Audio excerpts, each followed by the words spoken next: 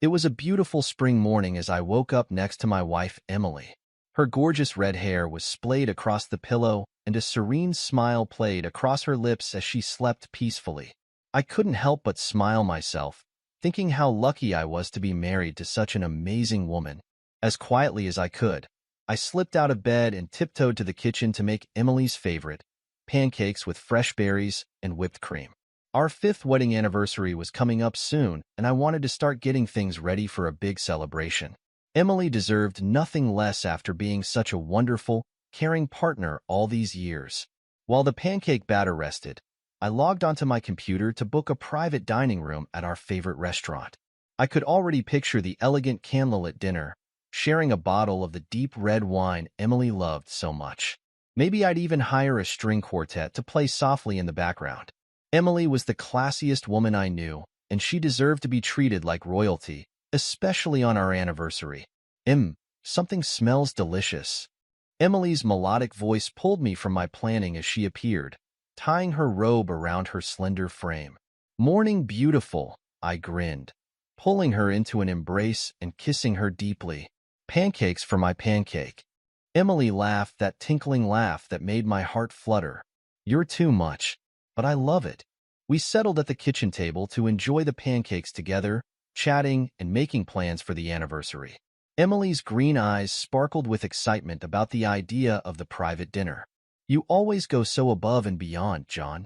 I'm the luckiest wife in the world, she smiled warmly, reaching across the table to give my hand a squeeze. If only I had known then what was coming. That squeeze would be the last loving touch from my wife that I'd feel for a long time.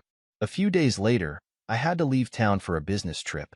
It was just a short couple of days, nothing major, but I hated being away from Emily even briefly.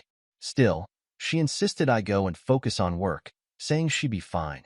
I'll just catch up on some reading, maybe do a little shopping, Emily assured me as I hesitantly threw some clothes into my suitcase. Don't worry about me, babe. I pulled her into a tight hug, inhaling her sweet floral scent. I'll miss you, but I'll be home before you know it. Giving her one last lingering kiss, I headed out, completely unaware of how my life was about to be shattered into a million pieces. The convention I was attending was mind-numbingly boring, made worse by constantly checking my phone with no new messages from Emily.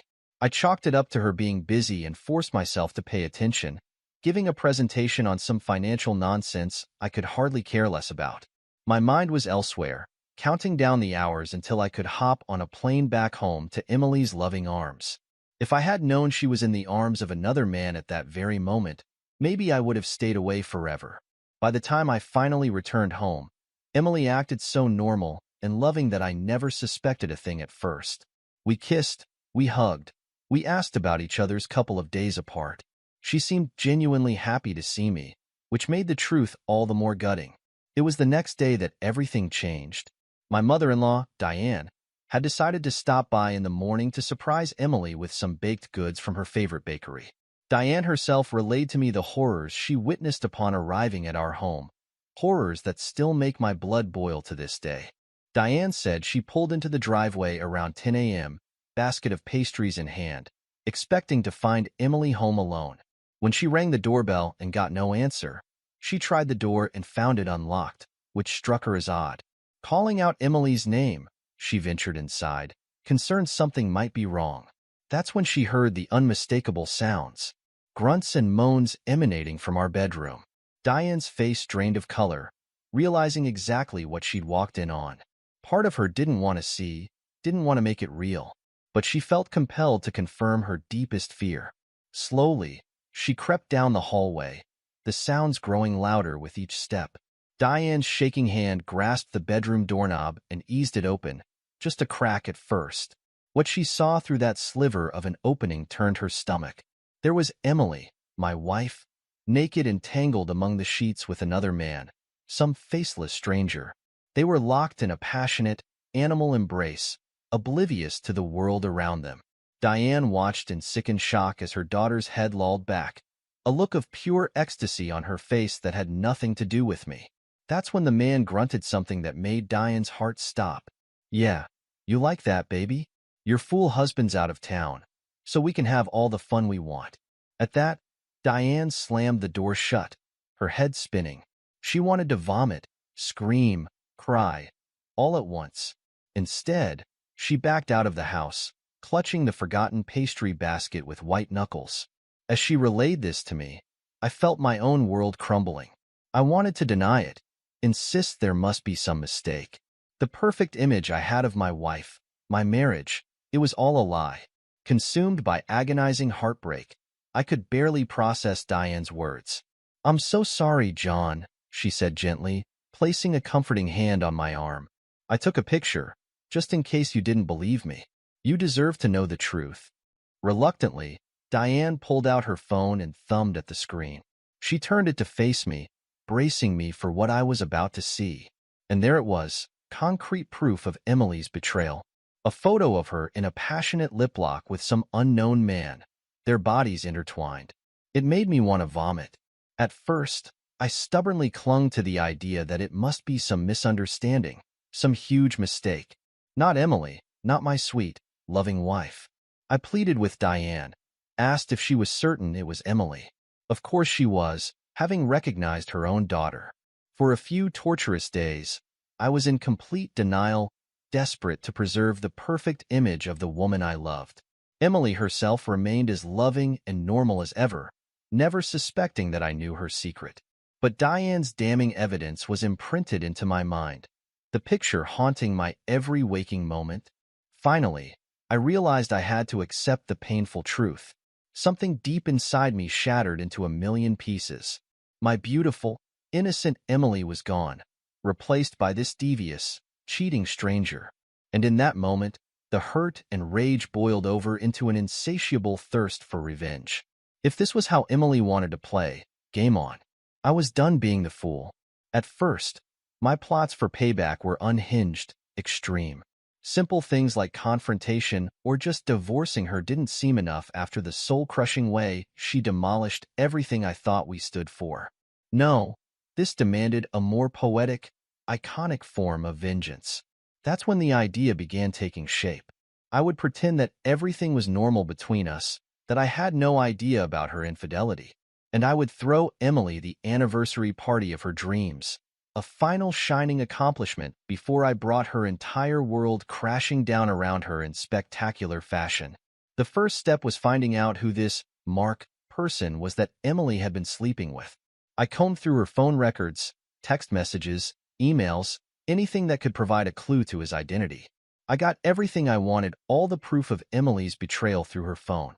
Eventually, I discovered he was a coworker at her office, some guy named Mark Hensley. From there, I dug deeper, looking him up on social media. I found listing for a Mark Hensley employed at the same company as Emily, with a wife named Claire and 2 young kids. So this dirtbag didn't even have the decency to be single while defiling my marriage. Perfect. My plan quickly fell into place. I would spare no expense for this anniversary party, ensuring it looked like the dreamiest night of Emily's life from the outside. Except I would also secretly invite Emily's lover Mark, along with his poor, unsuspecting wife. And at just the right moment, I'd expose their sordid affair to everyone in the most grandiose way possible. I started by booking an over-the-top venue, some gaudy banquet hall with chandeliers and polished marble floors. No cost was too ridiculous, not for the purposes of publicly eviscerating my traitorous wife in the most humiliating way I could fathom. Next, I hired a team of high-end caterers and event planners, telling them to spare no detail in creating a celebratory atmosphere worthy of a lavish vow renewal. God, how I would savor the look on Emily's face when she realized the true intentions. As the date loomed closer, I rented professional audio/visual equipment, setting up a giant projection screen to be the centerpiece of my vengeful unraveling. This would broadcast every last lurid detail of Emily and Mark's torrid romance to all our friends and loved ones. Nothing would be left to the imagination. I also took care to surreptitiously acquire contact information for Mark's wife Claire and extended family, making sure to get them on the carefully manicured guest list under the pretense of being my good friends. Emily still had no inkling that I was onto her, easily falling for my lies about wanting an extra special party just for us crazy kids. The days inched by with agonizing slowness leading up to the event. I could barely look at Emily without my blood boiling, though I managed to keep up a cool, calm facade around her. Let her live in blissful ignorance as I worked silently, putting my affairs in order for the coming storm. Finally, the night arrived. Our friends and family filtered into the opulent venue, decked out in their finest attire. Mark and Claire showed up with their kids, sunny smiles and not a care in the world. The poor fools. Emily looked positively radiant in the silvery dress I'd bought her, the one that clung to every curve. If not for my knowledge of her treachery, I might have gotten choked up seeing my wife on this night that was supposed to be so special. As it was, I could barely hide my revulsion. "Oh, John, you've outdone yourself," Emily gasped, throwing her arms around me in front of our guests. "This is all so beautiful." "Nothing but the best for you, my dear," I replied smoothly, pulling her close in an embrace both intimate and menacing. Over her shoulder, I made deliberate eye contact with Mark where he stood by the bar, drink in hand. Let the games begin, I thought to myself. As the party kicked into full swing, I played the doting husband to perfection. I flitted around the venue, greeting guests with a bright smile and accepting congratulatory well wishes for Emily and me. All the while, I had to fight to keep my emotions in check whenever Mark was nearby, simpering over my wife like he had any right. The smug bastard didn't suspect a thing as he trailed Emily like a lovesick puppy. He'd shoot me knowing smirks whenever she turned away, mentally high-fiving himself for cuckolding me so thoroughly. If only he knew what was coming. "Looks like it's about time for some speeches," the MC's voice boomed over the microphone, silencing the dull roar of chatter. I shared one last pointed look with Mark before gesturing for Emily to join me at the front. As the crowd politely applauded, we ascended a small stage set up at the front of the hall. "Good evening, everyone," I projected with a bright smile, wrapping an arm possessively around Emily's waist. "First off, I just want to thank you all for being here to celebrate this incredibly special night with my beautiful wife and I." Emily beamed, leaning her head against my shoulder in what seemed like contented bliss. My stomach turned at how convincingly she could still play the role of loving spouse. The crowd ate it up with a chorus of ahs. "Emily and I have had 5 wonderful years of marriage so far," I went on, allowing just a hint of solemnity to creep into my tone. "And I'll be honest, there were times I never thought we'd make it this far." A smattering of polite chuckles echoed through the hall as I paused deliberately, knowing full well I had everyone's rapture. Even Mark was watching me with an amused expression, like a father indulging his young son's attempts at humor. To look at my wife, this amazing, brilliant, beautiful woman, I swallowed hard, letting my voice crack with totally fake emotion. What did I ever do to deserve her? She is quite simply the most precious thing in my life. Emily squeezed my hand lovingly, her eyes shining with unshed tears of joy. The perfect portrait of martial bliss, at least on the surface. With a strained smile, I forced myself to go on with the charade. "Which is why it makes the betrayal all the more devastating," I stated, my words dropping like a bomb. You could have heard a pin drop in that cavernous hall. The smiles froze on people's faces as they processed that shocking statement. Emily's brow furrowed in confusion as she searched my face for answers. "John," she murmured quietly, "what are you saying?" Rather than reply to her, I whirled to face the crowd once again. "My wife," I said, mouth twisting in a sneer of revulsion. "My supposedly beloved partner has been unfaithful to me, and not just any infidelity, a filthy, sordid affair with another married man." Audible ripple of gasps and murmurs cascaded through the stunned audience. Over in his corner, Mark's smile had been replaced by a look of pure panic. His wife Claire glanced between the two of us, realization and hurt dawning over her features. Ignoring Emily's plaintive cries, I jabbed furiously at my laptop, pulling up the video file I'd prepared. With a sickening lurch, it projected in full HD glory across the massive screen behind us. There was Emily and Mark, tangled in flagrant nudity amidst a scene of pure debauchery. The video was evidently captured by one of them during a heated tryst, all breathy moans and crass language. Worse, it seemed they were doing this on the marital bed Emily and I once shared. "Oh my God," Emily croaked in a tiny voice, hands flying up to cover her mouth in horror. But I wasn't done. Not by a long shot.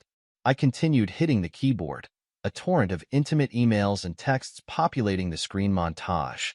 Love notes, sex requests, plans for weekend getaways, and other sordid rendezvous. It was all there, indisputable evidence of their months-long affair. Every single email, text, video, and photo I'd recovered while investigating behind Emily's back. "John, please," she begged between sobs, tears streaming down her face. I could only shake my head, turning away from her in disgust. The audience sat in stunned silence, all eyes riveted to the shocking display. No one knew where to look or what to say. All except for Mark. At some point during the torrent of proof, his self-preservation instinct must have kicked in. I watched out of the corner of my eye as he tried to slink away amidst the chaos, heading for the exit. Fat chance. "Hey," I shouted, causing him to freeze with a hand on the door. "Don't you go anywhere, you lecherous piece of shit. I want you to see every last second." Any illusions of civility dropped as people gawked openly between the two of us. Mark slumped back into the room in shame as I continued battering him and Emily with recorded depravity of their affair. Finally, when the last lurid photo flickered across the screen, I tossed the laptop aside and stared out over the sea of appalled onlookers. My chest heaved with tattered breaths, so much pent-up hurt and rage whirling through me. I waited for anyone to speak up and defend Emily, to claim this was all some elaborate mistake. But not a soul uttered a syllable of dissent, just dropped jaws and accusing stares. With a defeated whimper, Emily turned and fled the stage, disappearing backstage amidst choked sobs. "You want her?" I shouted after her crumpled form, voice dripping with venom. "You can have the worthless whore." After that, the party deflagrated into absolute chaos. Emily's parents rushed backstage to console her, while everyone else launched into furious chatter. Mark's wife, Claire, unleashed an ear-splitting outburst of rage upon him, while his mortified children looked on. As for me, I slumped into a chair with a crystal tumbler of scotch and took it all in, emotionally spent. All the careful planning, all the secrets and lies, they'd all led to this explosive, seismic release of pain and acrimony. And at the center of it all was precious Emily, now utterly disgraced and alone. In the aftermath, divorce proceedings were inevitable. Truth be told, after such a heinous betrayal, the idea of trying to make amends turned my stomach. I would cut Emily out of my life entirely. At least that's what I told myself then. In quieter, more reflective moments, I'll admit to having twinges of regret over tarnishing her in such a public, brutal manner. But then I'll remember the sting of that first photo, of the one showing Emily writhing naked in the throes of pleasure with that loser Mark, the one that defiled the sanctity of our marriage beyond redemption. So no, I don't feel guilty about ruining their lives. If anything, I regret not making the humiliation even worse for those two degenerate cheaters. Let that haunt them forever. As for me, I've moved on to rebuild and focus on my own happiness now. But I know if I ever cross another faithless snake like Emily again, God help them, because the gloves are officially off, and there is no low too low when it comes to exacting revenge. This is where our story comes to an end. Share your thoughts in the comments section. Thanks for your precious time. If you enjoyed this story, then please make sure you subscribe to this channel. That would help me a lot. Click on the video you see on the screen, and I will see you there.